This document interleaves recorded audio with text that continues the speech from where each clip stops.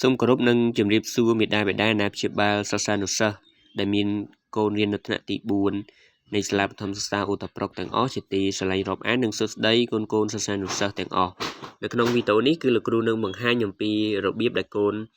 scan តាក់ទងជាមួយនឹង QR code Telegram នេះដើម្បីកូនចូលទៅកាន់ group របស់យើងបាទអញ្ចឹងដើម្បី scan នៅ QR code នេះគឺកូនគ្រាន់តែជ្រើសយកនៅកាមេរ៉ា scan នៅលើទូរស័ព្ទរបស់កូនណាមួយក៏បានអញ្ចឹងលោកគ្រូសូមប្រើ Google បាទ lens នេះបាទ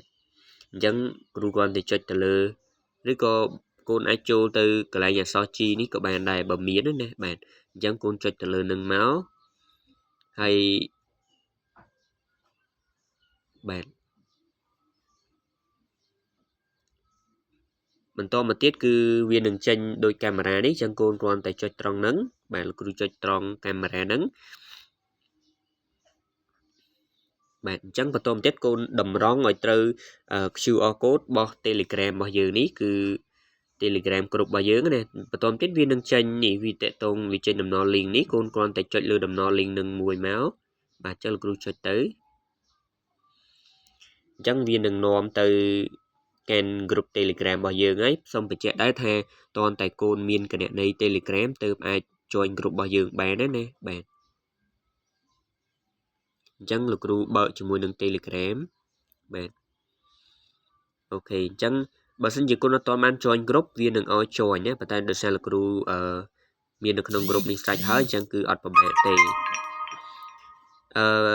ឡូវនេះគឺ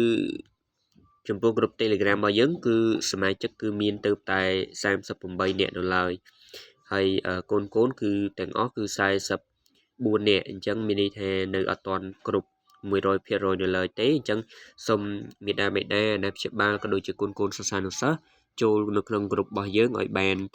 គ្រប់គ្នាដើម្បីងាយស្រួលនៅក្នុងការតាមដានតាក់ទងជាមួយនឹងលទ្ធផលសិក្សាសេចក្តីជូនដំណឹងរូបភាពផ្សេងតាក់ទងនឹងកិច្ចការផ្ទះនិងអ្វីជាច្រើនបន្ថែមទៀតនៅក្នុង group របស់យើងណាបាទអញ្ចឹងសូមអរគុណសូមជម្រាបលា